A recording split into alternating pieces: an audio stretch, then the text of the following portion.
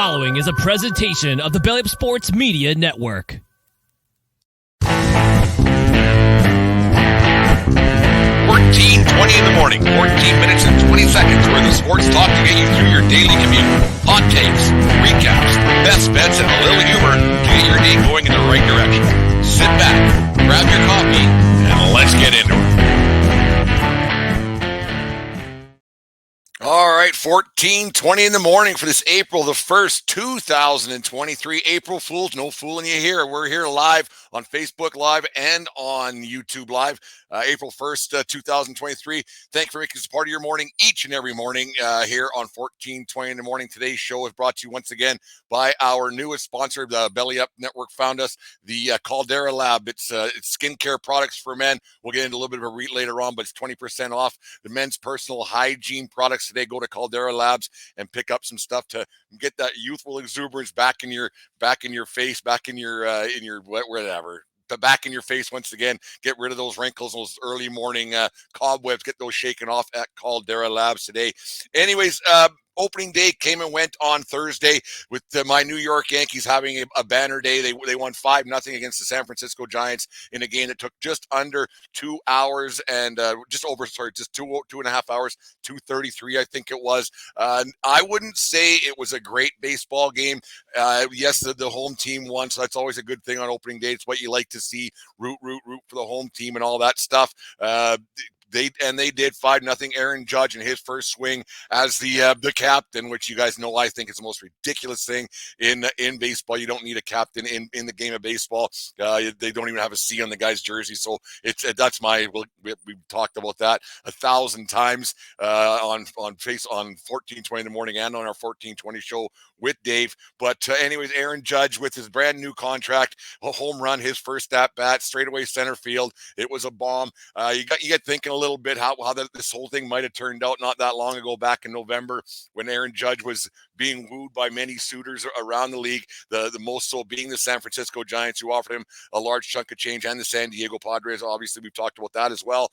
But you wonder how that all would have turned out on opening day if Judge was in the third base dugout and on the third baseline during the national anthem on opening day, compared to wearing Yankee pinstripes, how that all would have turned out, and how the Yankee faithful would have been on opening day towards Aaron Judge. It kind of makes a guy wonder where the loyalty stands. I think it would have been with the Yankees. Me and Dave talked about that the other night, that the jerseys don't matter a whole bunch. It's the jersey, the name on the back compared to the name in the front. The team that you follow, the team, not the player, because players come and go year in, year out, no matter what. And you wonder how that all would have turned out with Mr. Aaron Judge on opening day. But nonetheless, he was there. He is a Yankee for the next 9 years. Good game. But let's talk a little bit about the how the game itself went. And it's a little disheartening, I guess, one way to put it. 32 strikeouts. Both teams struck out 16 times. That's a lot. And if baseball thinks that speeding the game up is going to have that, it wasn't exciting. There wasn't a lot of action. Yeah, Volpe had a stolen base on his first opening day for the Yankees. But you wonder if this is what baseball wants, is a constant parade of guys just striking out, swinging for the fence, and doing that. And I think that's the bigger problem in baseball, and not the games taking too long. It's the lack of action in a game with that many strikeouts. And it's the all or nothing mentality that baseball has and the analytics guys have. I get it to an extent that you don't want to give outs away, and one swing of the bat can change the score. You get guys on and getting guys on base and playing small ball. Yes, it does work to an extent. There has to be a fine line somewhere in between, with guys just going all or nothing, having Josh Donaldson strike out 3 times. I shouldn't just pick on him, because DJ LeMahieu, I think he had a 1-for-4 day with 3 strikeouts as well. LeMahieu's aging. We forget about that. Like, he's a La Machine. He had 3 or 4 years ago. The guy's 36 years old all of a sudden. And, Donaldson, he's 39 years old as well. So there's some problems there in Yankee land, but I shouldn't complain. They're 1-0. But yeah, let's get back to the all or nothing mentality that baseball has, and the strikeouts. That's the biggest problem in baseball, with the lack of action that happens in a baseball game. It's not that the game takes too long, it's that nothing happens. Strikeout after strikeout after strikeout. I think Cole struck out 8 of the first 9 guys, or 8 of the first nine outs of the game. He walked the very first guy. on 4 straight pitches, and I was down here swearing the very first pitcher of the game down here at Yankee Tavern North. I was getting a little bit rambunctious, a little bit revved up. But yeah, that's the biggest problem that baseball has right now is the lack of actual action. It's nothing to do with the pace of play. That's a major problem. And you hear yesterday, I was listening to Michael Kay show on ESPN radio out of New York, and they were talking about the how quick the game actually went at 2 hours and 30 minutes, and how the biggest problem for a lot of people for their game day experience was the concession lines. And it might just be because the concession lines and the workers, and Michael Kay made this point, that it was the first day for a lot of these people working in these concessions on opening day, so the lineups were a little bit lengthy and the like, so you didn't get to see a lot of the game. There were people who were missing 3 and 4 innings of a baseball game, and there was one game I think it only took 2 hours and 12 minutes. Washington, I believe, was playing in a 2 hour 12-minute game. You go to the concession line in the bathroom and go to the beer line a couple times, all of a sudden the game's over. And you're paying some pretty good dough to sit in these seats, and then the game's going that quick. So you wonder if the owners actually thought this through, or maybe the owners don't actually care about the fans being in the stadium, because yes, they make some money off concessions, but because they make so much money off of their TV deals, that's where the actual importance of the game is. So they don't care, because you notice, like, when they decided to have the pitch clock to shorten the game time, they didn't change the advertising and the time in between innings, because that's where they make their money, is on advertising, right? So the in-game experience may not matter to the owners a whole bunch, and when that happens, you're going to have fans missing not most of the game, but a chunk of the game. Like, if you go and get a couple of beers now and then, if the vendors don't get to you, whatever it may be, or you got to go to the bathroom, and the lineups are long like they are on opening day, things will change, because the crowds don't get as big coming starting today. But you wonder why that would be a thing, that maybe the owners that didn't think that through a whole bunch, because the game's over, and you only got to watch 4.5, 5 innings, because you were in concession lines, everything else. So one guy, he was saying it's going to change the way he approaches going to a game. He'll go into the park a little bit early and make sure he gets his food and gets his peanuts and popcorn and Cracker Jacks or whatever it may be, and then gets to his seat. He probably doesn't hoist that many beers throughout the game or whatever it might be, but you just wonder if the owners thought that through. And another thing, I don't understand why baseball does this. Why did they start on a Thursday, and then they had like only 3 or 4 games last night?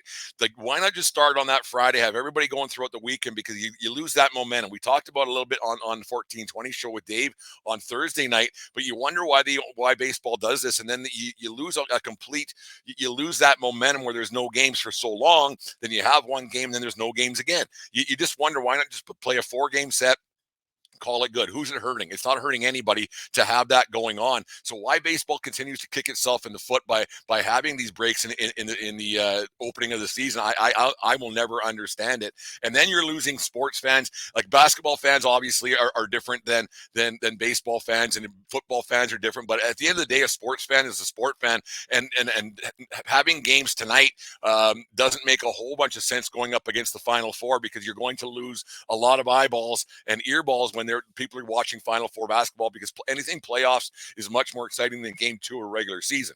So why schedule all your games a little bit differently throughout the day? Have those games yesterday, maybe take tonight off, and just don't lose any games on or eyeballs on the Saturday night games, because I think the basketball game started around 4:00 around here. I think it is Florida Atlantic and San Diego State. That's a big one. Hey, wonder what the over-under and the who knows who's going to win that game. Who cares? But anyways, yeah, baseball continues to find a way to kick itself in the foot. You think about some other things from opening day. A couple more takes. Mets are going to Met no matter what. And it's not the Mets' fault on this one, or maybe it is. Verlander, he was shut down for the foreseeable future with an injury, and I still don't know how to even pronounce what's happening. But it was a shoulder issue that he's out for the foreseeable future. It's nobody's fault except maybe just Father Time has taken over with Verlander, and he's out for this foreseeable future, and the Mets just can't seem to catch a break. But maybe it might be a good thing to get an older guy a little bit of rest heading into a long season. If he misses 3 or 4 starts, who cares? These guys are horses when it comes down to it, but it might be something longer term. It's something that you got to look at with the Mets pitching staff, losing Diaz in the closer role, and then now down Verlander. So there's guys that they give a lot of money to that aren't going to be playing for a little bit. Another thing I want to take is I put put up a poll on Twitter yesterday about Ohtani, and this has been a topic of conversation for a long time. I'm half wrong already on my what's going to happen with the Mets, and I said Manny Machado is going to end up there. I said it back in, I think it was December, just a screaming hot take that never really materialized because he signed the extension already. So that part of what's going to happen. But I also said that Ohtani is going to end up with the Mets, and I put that out on Twitter yesterday. I said, will Ohtani end up finishing the season with the Mets? And it was about 60-40 the way that came out. That was going to be a no, that Ohtani will not, sorry, the Angels. He won't finish the season with the Angels. Where he's going to go, who knows? But Ohtani's going to in a situation where he had another great start, 6 innings, 10 strikeouts, only gave up 2 hits. And, of course, the Angels lost to the lowly Oakland A's. It's nice of the Oakland A's win a baseball game. Root for the home team on opening day, and they got that win from my main man Nathan Yuen of Belly Up Sports. He was I think he went to the game that night too, but he's down there, San Diego State guy. Not San Diego State, San Jose State, sorry. You wonder what's going to happen there with Ohtani and with the A's. They just can't seem to do anything. That kind of talent and only and lose a game to the A's, you can't do that. And that's going to be the thing throughout the season. You're going to see them. They might finish 500. Some people have them being a playoff team. I don't. I think that division is too tough. You have the perennial, well, you have the World Series champion, Houston Astros, and Seattle's an up-and-coming team that's really good. They were a playoff team last year. I can't see the Angels doing anything. So once again, the Angels are going to Angels, and nobody will know who Mike Trout is. Once again, the only thing you might know about the Angels this year is this Rendon, I think his name is. What the heck's he doing engaging with a fan? And it kind of goes back. We talked about the other morning a little bit. We touched on it.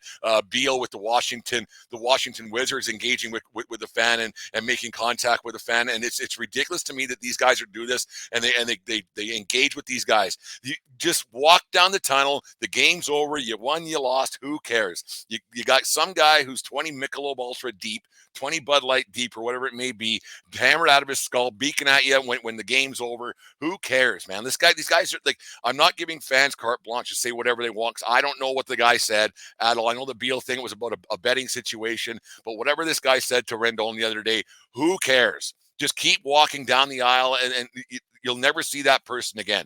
If he said something about your mom or your wife or what, who cares what this guy said? Like, he's just doing it to goad you a little bit, and maybe now he's going to have a crink neck and he's going to get millions off of you somehow, some way.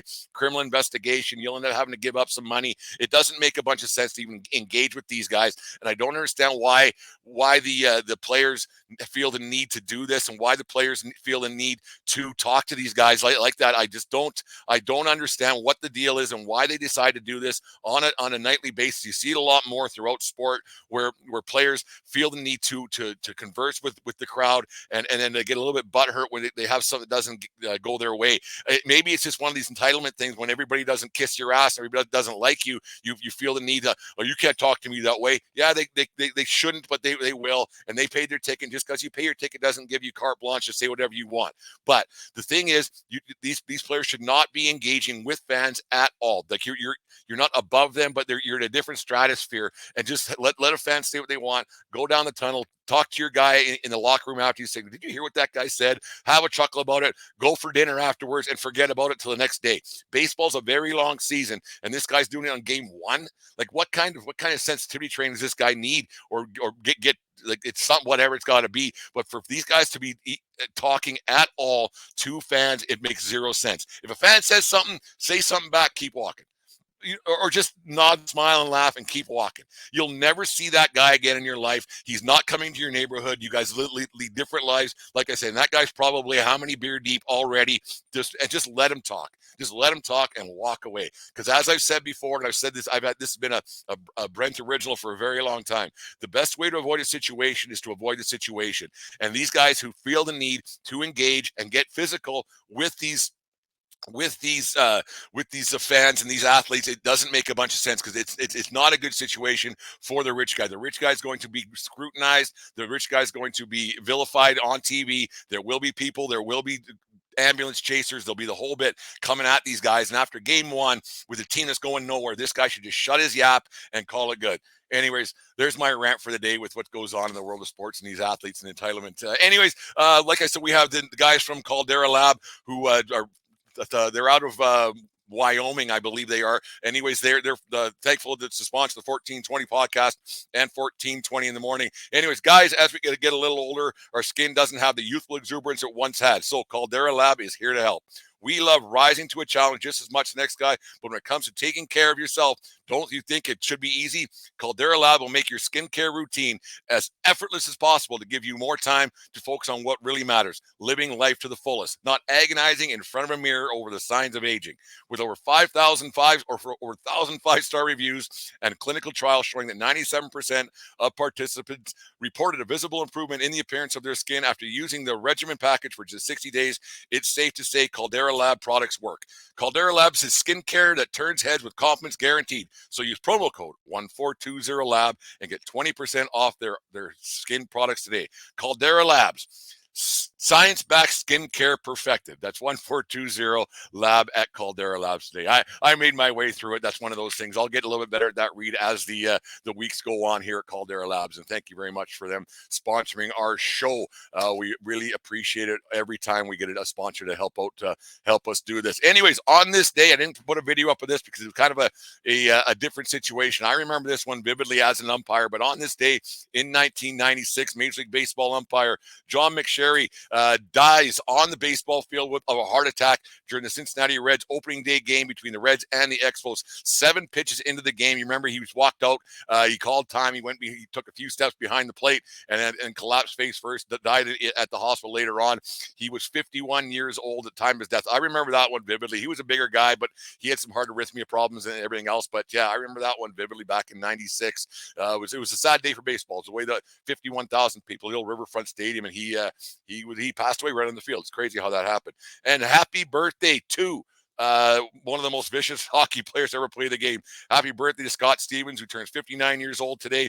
Born on this day in Kitchener, Ontario. Drafted 5th overall by the Washington Capitals in the 1982 entry draft. One of, if not the best open ice hitters in National Hockey League history. He went on to play 22 seasons in the National Hockey League with stops in Washington, St. Louis, New Jersey. 196 goals, 712 assists, 908 points, a whopping 2,785 penalty minutes, 3 Stanley Cups with the New Jersey Devils, 13 All-Star games, and was inducted into the Hockey Hall of Fame in 2007. One of the best defensemen to ever play the game, one of the most vicious players to ever play the game. He did things that aren't even allowed in the game of hockey anymore. The way he played, he was a warrior out there. There's no doubt about that.